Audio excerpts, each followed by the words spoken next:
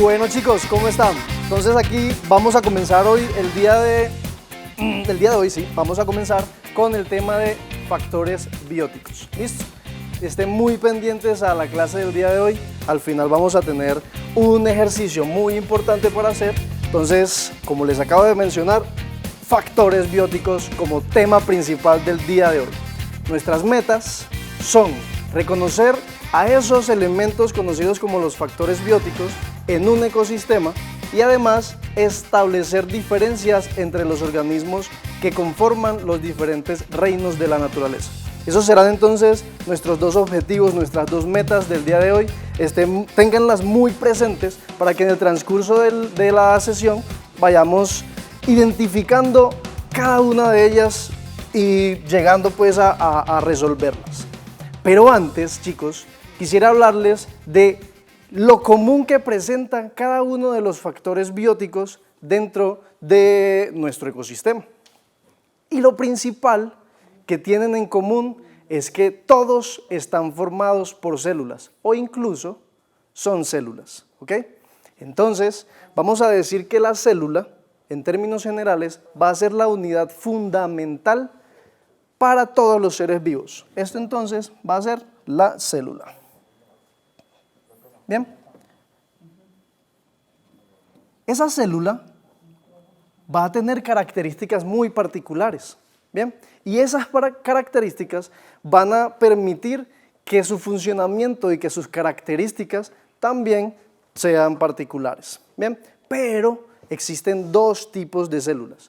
Aquí podemos ver una célula y eso, pues si uno lo ve, presenta que un montón de cosas al interior. Es como si tuviéramos un plato y en ese plato tuviéramos frijoles, arroz, de toda clase de alimentos en ese plato, ¿cierto? Pero supongamos que la célula fuera algo más sencillo.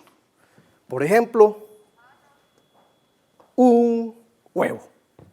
Supongamos que la célula sea un huevo. Bien, ese huevo va a tener características, va a tener elementos importantes. ¿Cómo qué? Como esta parte rica de acá de los alrededores que generalmente se quema, ¿cierto? Pero que así quemadito sabe también rico. A eso le vamos a llamar la membrana celular. Recuerden que este es el ejemplo. El huevo sería, entre comillas, nuestra célula el día de hoy.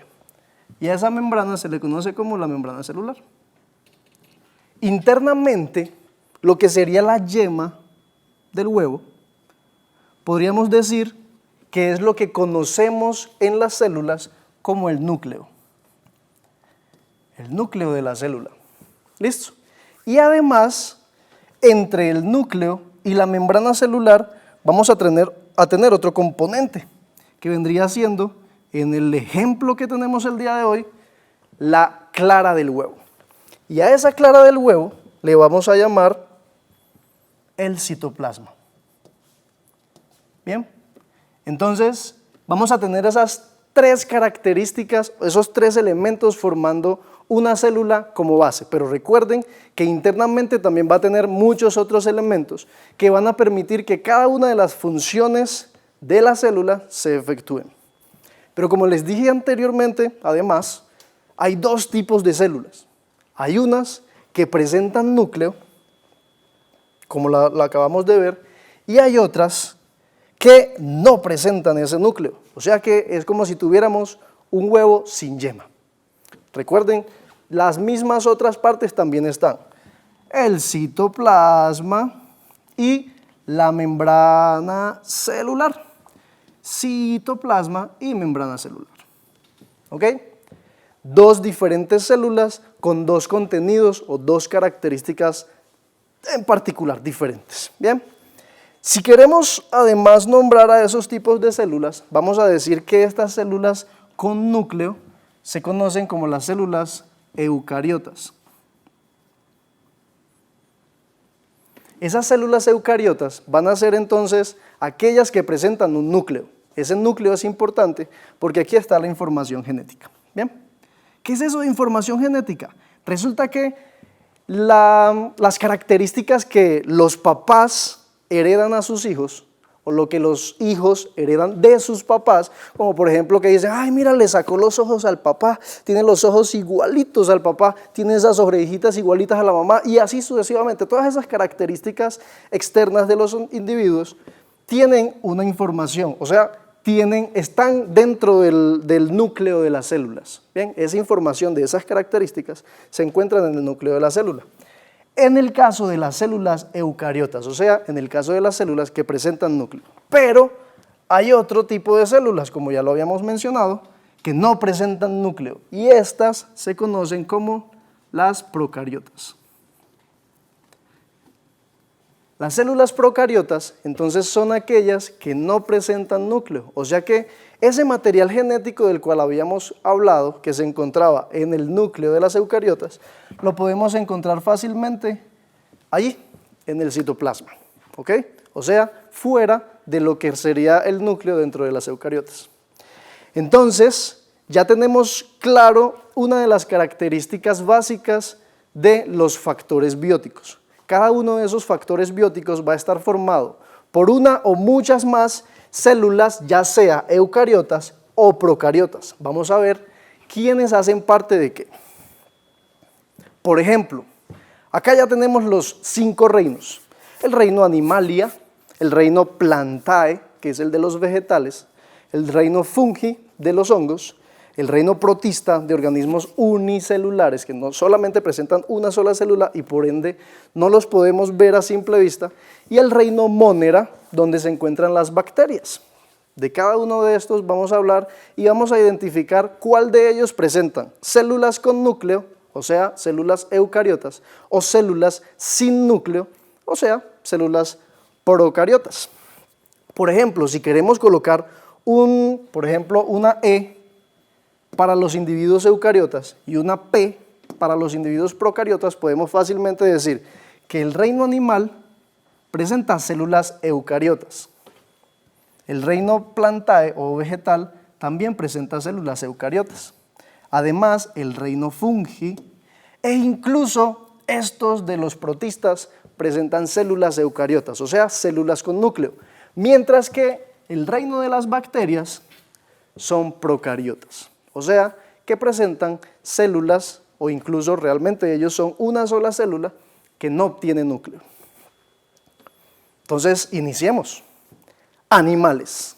Es el reino Animalia, se conoce. Bien, y aquí es donde encontramos a todos los organismos vivos conocidos como animales, desde el más chiquito hasta el más grande. Pero esos animales también se pueden clasificar en dos: los que presentan vértebras, o sea, los que presentan esqueleto interno, que se conocen como vertebrados, y los que no presentan esqueleto, que se conocen entonces como invertebrados. Ejemplos de cada uno de ellos, por decir algo, nosotros los seres humanos hacemos parte del reino Animalia, somos animales, ¿bien? Y además, dentro de ese reino Animalia, presentamos esqueleto. Nosotros tenemos huesos, ¿cierto? Huesos, cartílagos y todos elementos óseos que permiten nuestro movimiento, que permiten mantenernos estables en un lugar. Por ejemplo, las serpientes también son vertebrados y están dentro de esto que es animales. Las serpientes son vertebrados a pesar de que parezcan gelatinosas o pues como una varita que se puede doblar. Ellas presentan internamente huesos, diferente a lo que sería una lombriz de tierra, que de hecho sería acá un invertebrado. Un invertebrado entonces es aquel organismo dentro de los seres vivos, dentro del reino animal, que no presenta una estructura sólida internamente, que no presenta esqueleto. Por el contrario, en algunos invertebrados encontramos un caparazón, una coraza. Bien, por ejemplo, en los escarabajos, por ejemplo, en los insectos, por ejemplo, en los ciempiés, los grillos, en fin, ¿cierto? Hablando de ese tema, imagínense que inicialmente vamos a recordar acá, diario de campo, acá tenemos una serpiente. La serpiente es vertebrada, recuerden eso, serpiente vertebrada, y recordando por allí un pequeño reto que teníamos, yo por aquí muy juicioso lo copié en mi diario de campo Y el reto anterior que teníamos era, ¿cuál era el animal que al voltearlo cambiaba de nombre? Efectivamente es un animal y se encuentra en el grupo de los invertebrados. Sería el escarabajo. ¿Por qué? Porque cuando lo cambiamos de lugar, cuando lo cambiamos de posición, entonces va a cambiar de nombre. Si antes era escarabajo, porque estaba mirando hacia abajo, si lo volteamos, entonces ya será escararriba. Lógico, ¿cierto? Entonces ese animalito también va a ser un invertebrado. ¿Qué particularidad tiene y lo hace diferente a, por ejemplo, se me olvidó, la lombriz de tierra? ¿Listo? Ojo pues, lombriz de tierra, escarabajo. La lombriz de tierra no tiene una coraza, el escarabajo sí tiene una coraza y a eso se le conoce como esqueleto, pero no es un esqueleto de hueso como el de nosotros y tampoco es un esqueleto interno, es un esqueleto que tienen externamente, por eso se le conoce como coraza y además toma el nombre de exoesqueleto, haciendo alusión a que el esqueleto se encuentra por fuera. ¿Ok? Eso entonces en cuanto a los animales. Pero además, esos invertebrados también están divididos en muchos otros grupos. Por ejemplo, están los moluscos. ¿Quiénes son los moluscos? Las babosas, los caracoles, incluso los pulpos. ¿Cómo así? ¿Los pulpos son familia de los caracoles y las babosas? Sí, señor. Imagínense que los pulpos, con tantos brazos, son familia de unos animales que no tienen brazos. De hecho, tienen un pie que se conoce como ese elemento en el cual caminan. Las esponjas, también hay esponjas, pero ¿cómo así? ¿Con la que se lavan los platos? No, son esponjas que realmente se encuentran en el mar, como esa caricatura que vemos muy a menudo, pero en este caso, estas esponjas son organismos que no se mueven, son animales que no parecen animales, pero que lo son. Se encuentran en el mar generalmente y pues son organismos que no se mueven, son animales que no se mueven. Además también tenemos a los equinodermos. Los equinodermos son las estrellas de mar y por ejemplo los erizos de mar. Miren que cada uno de estos organismos que hemos mencionado, cada uno de estos animales son invertebrados, no presentan internamente un esqueleto. Al igual que los artrópodos. Dentro de los artrópodos están los insectos y están también los arácnidos, que recuerden, la diferencia principalmente está en la cantidad de patas que presentan cada uno de ellos. Bien, asimismo, donde se encuentran las medusas, esas que llamamos aguamala y que pues hay muchos mitos frente a esto, esas también son animales invertebrados y no solamente las medusas, que se conocen también como nidarios, es un nombre muy extraño, nidarios, con una C inicial muy particular. En ese grupo de invertebrados también se encuentran estos animalitos de acá, que miren que parece una planta, parece un helecho o algo así, ¿cierto? Y esos son las anémonas, donde vive los peces payaso, por ejemplo, Nemo. Excelente. Y además también tenemos a los gusanos, como dijimos ahorita, la lombriz de tierra, incluso las sanguijuelas temibles, ¿cierto? Esos siguen siendo organismos invertebrados. Aquí hacen falta otros, como por ejemplo los crustáceos, donde encontramos a los cangrejos y otro tipo de organismos. Bien, además, miren que ya hablamos un poquito de invertebrados, no tienen esqueleto. Vamos ahora para el otro lado, los vertebrados. Acá tenemos a los individuos que generalmente vemos de aquí a allá, pues todos los días, casi que todos los días de nuestra vida, ¿cierto? Por ejemplo, peces, tenemos en el caso particular del pez payaso y del caballito de mar, que también es un pez, no se parecen entre ellos, pero son peces y hacen parte de ese mismo grupo de vertebrados. Los reptiles, y miren que aquí en vertebrados sigue apareciendo la serpiente, porque la serpiente sí tiene vértebras, tiene esqueleto. Los cocodrilos o caimanes, las aves además, que también presentan un esqueleto, anfibios, como por ejemplo los sapos, las ranas, las salamandras y otros organismos muy poco frecuentes en nuestra vida cotidiana que se conocen como cecilias. Esos son los anfibios. Y además tenemos a los mamíferos, donde hacemos parte nosotros. O sea que nosotros, siendo mamíferos, somos vertebrados y además estamos formados por células eucariotas, recuerden, células que tienen núcleo. Además tenemos también las plantas, y recuerden muy bien que en las plantas también habíamos puesto una E de eucariota. En las plantas también podemos encontrar una variedad impresionante de organismos. Característica principal, a pesar de ser eucariotas igual que nosotros, las plantas no se mueven. ¿Listo? Las plantas están ahí quietecitas y además ellas fabrican su propio alimento. ¿Cómo así? Como ellas no se mueven, no tienen que cazar, no tienen que hacer muchas cosas que los animales hacemos, entonces ellas necesitan realizar un proceso para producir su propio alimento. Y a ese proceso se le conoce como fotosíntesis. Este proceso no solamente es importante para las plantas, sino también para todos los organismos vivos que se encuentran en la naturaleza. Entonces, si hablamos de variedad de plantas, muchas plantas podemos encontrar y con características impresionantes, como por ejemplo la Venus atrapamoscas, por ejemplo las plantas carnívoras. Bien, no significa que estas plantas salgan de noche a cazar a su presa, no, sino que tienen unas características particulares que permiten que se cierren eso que parece como una boca cuando hay un contacto con un insecto, por ejemplo, o un vertebrado de pequeño tamaño, por ejemplo, una lagartija, ¿cierto? Hay plantas súper grandes, hay plantas súper pequeñas como las suculentas de la tía o de la abuela o nuestras suculentas. Hay plantas que presentan hojas muy grandes, como por ejemplo las palmas. Hay otras plantas como los cactus que no presentan hojas. Entonces miren que también a diferencia o al igual que en los animales, hay mucha variedad de plantas y también una clasificación.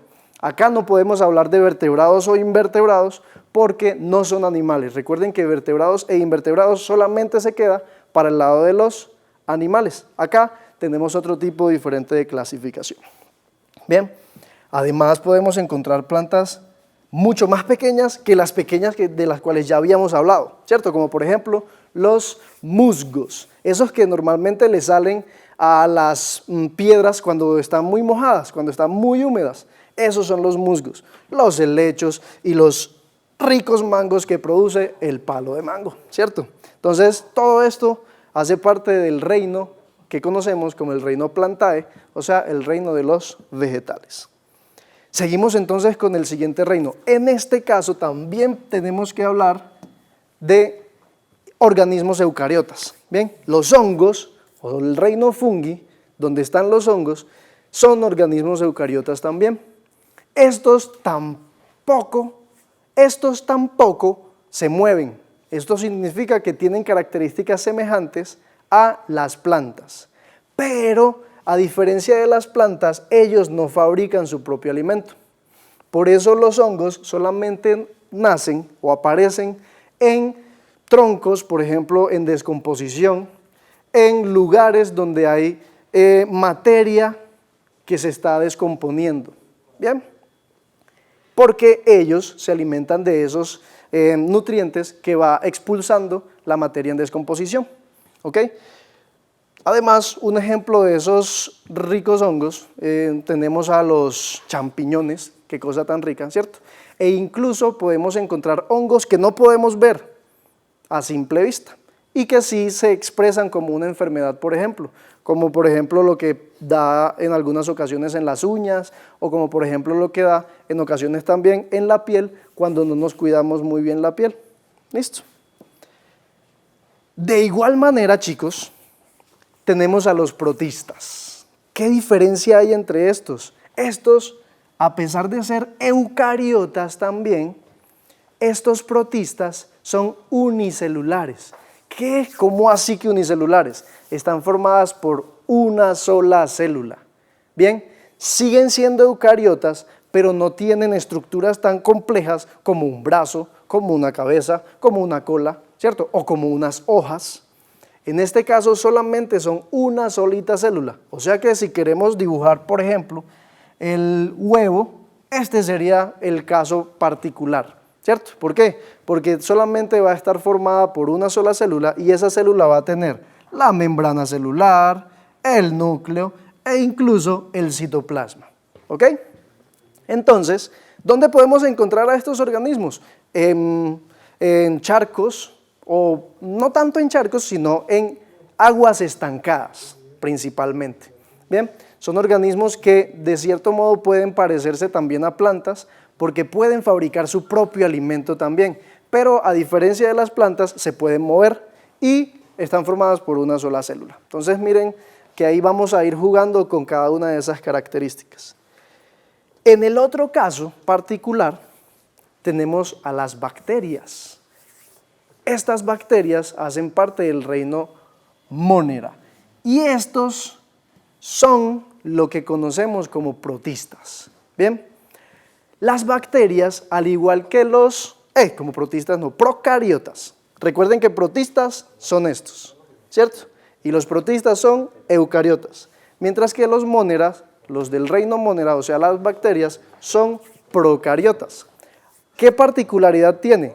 A pesar de que son iguales a los protistas porque pues solamente están formados de una sola célula, las células que conforman a la bacteria, o pues la bacteria como tal, es procariota ya que no presenta núcleo. Eso significa que la información genética,